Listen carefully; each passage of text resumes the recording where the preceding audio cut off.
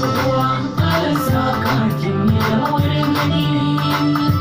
kike ga kai umar ziyara kuma farar gani manzo na farko godiya zan wa Allah da ya bani yar uwa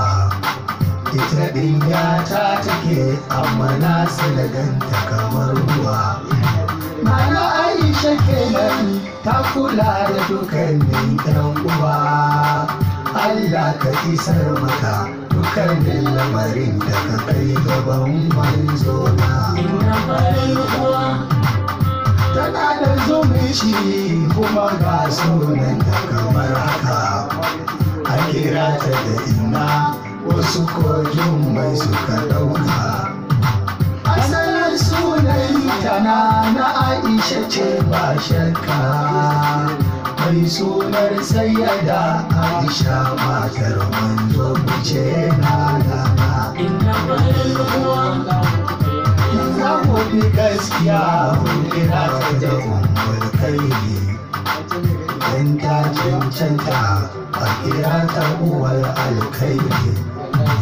inda kin mini komai na gode ummul kairi